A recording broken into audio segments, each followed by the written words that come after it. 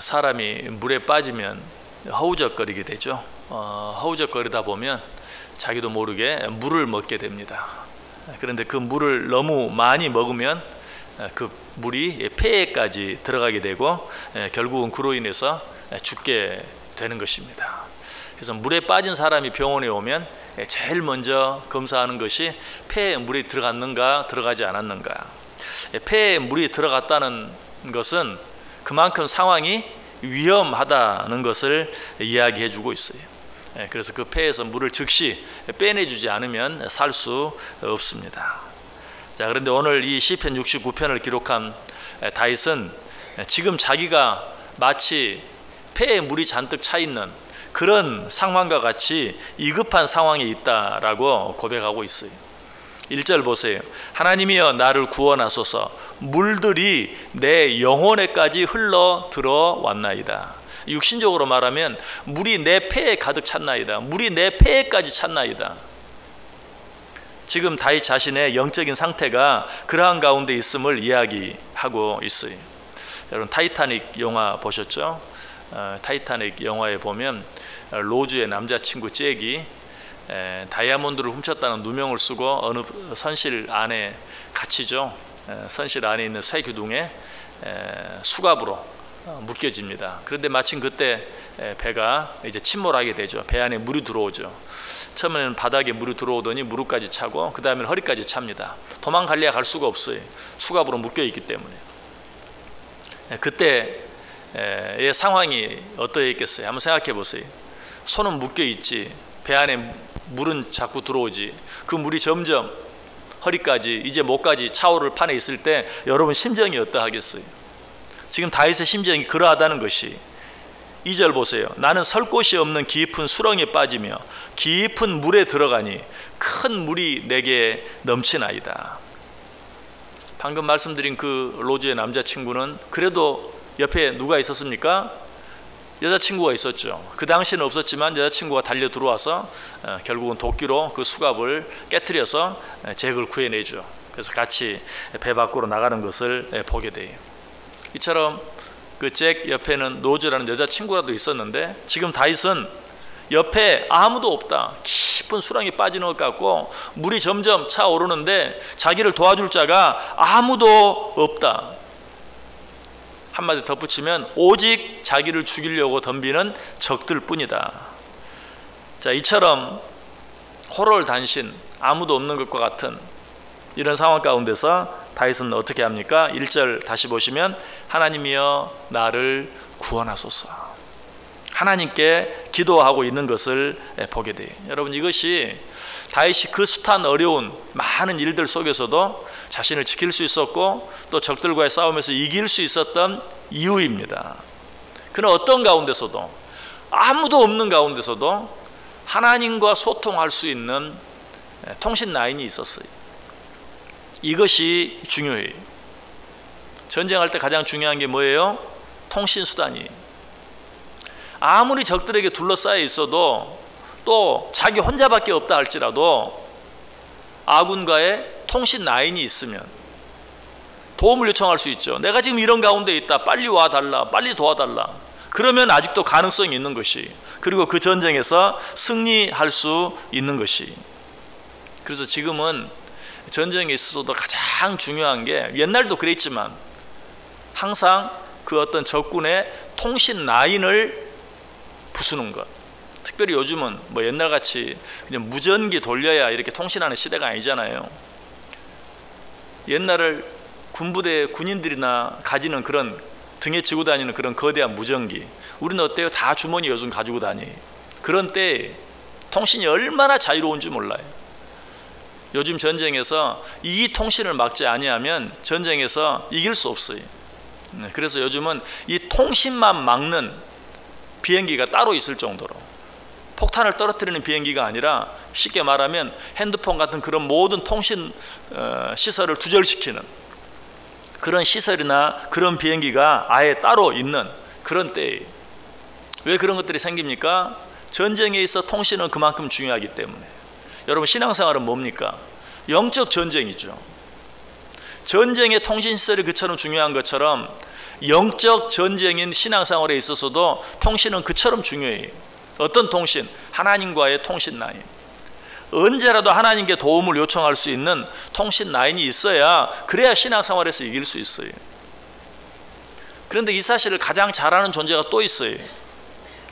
누구일까요? 사탄이. 사탄은 통신 라인이 있으면 자기가 우리를 이길 수 없다는 사실을 알아요. 그래서 사탄도 하나님과 우리 사이의 통신 라인을 두절시키기 위해서 온갖 괴계를 다 써요. 하나님께 기도하지 못하도록 우리를 바쁘게 만들고, 하나님께 기도하지 못하도록 우리를 아프게 만들고, 하나님께 기도하지 못하도록 우리 속에 미움, 원망, 불평이 가득 차게 하고, 이것이 사탄의 계략이. 그러므로 우리는 어떤 가운데서라도 이 하나님과 우리 사이의 이 통신 라인을 빼앗겨서는 안 돼요. 다윗이 그러했어요. 3절 보세요.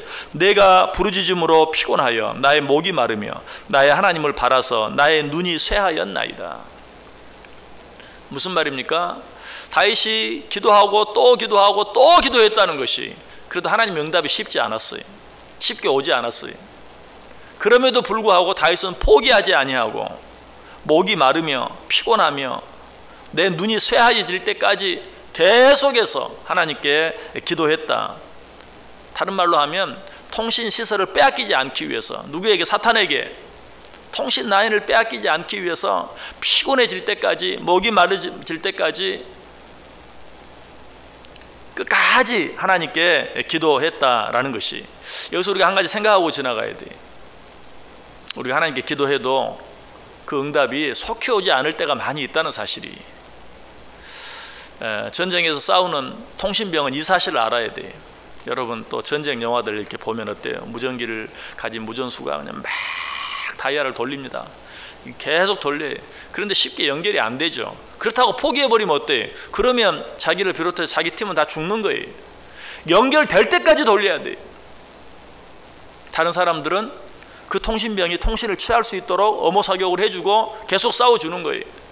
그러면 이 통신은 계속 아군이 응답할 때까지 포기할 수 없어요.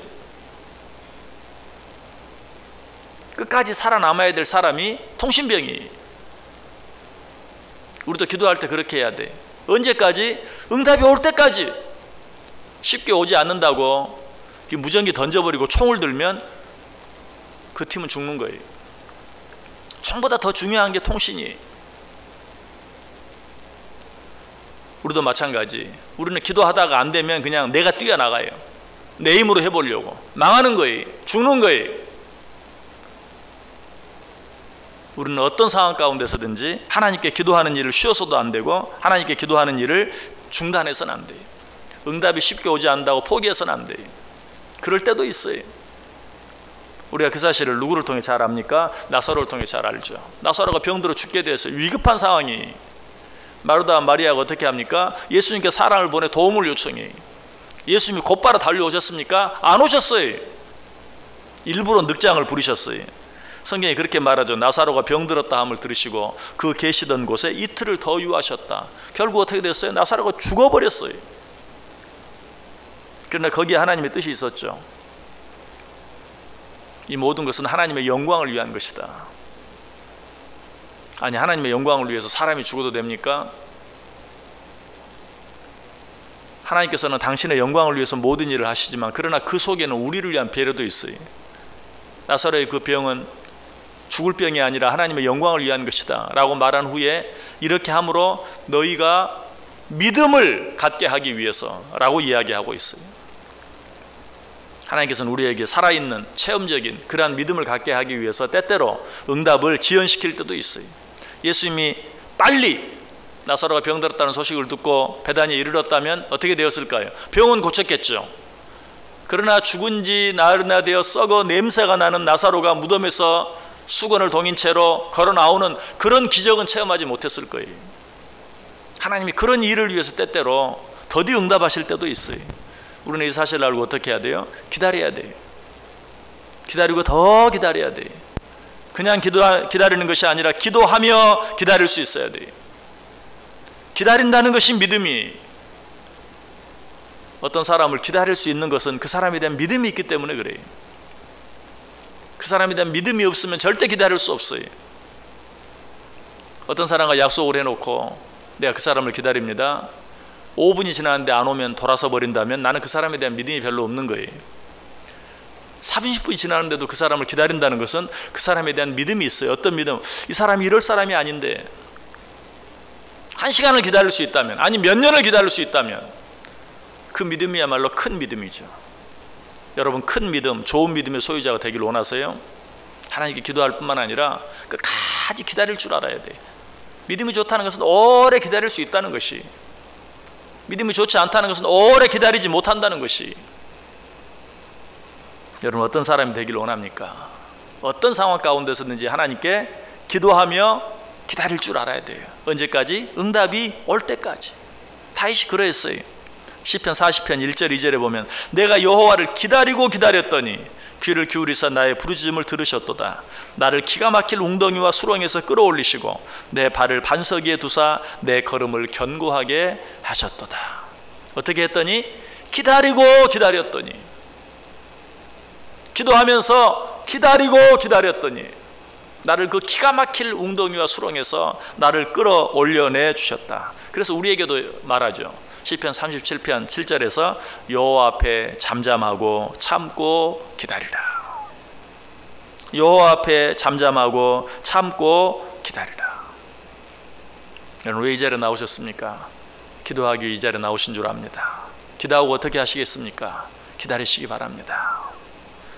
다윗은 기다리고 또 기다려서 자기 자신의 목숨만 구한 것이 아니라 이스라엘 민족 전체의 왕이 되어서 이스라엘 전체를 구원해내는 귀한 일을 감당했어요. 하나님 앞에 맡기시기 바랍니다. 하나님께 기도하시길 바랍니다. 그리고 기도한 것은 끝까지 기다리세요. 끝까지 기다린다는 것은 이미 응답된 줄 믿고 기다린다는 것이, 그런 사람은 어떻게 살아갑니까? 기쁘게 즐겁게 살아요.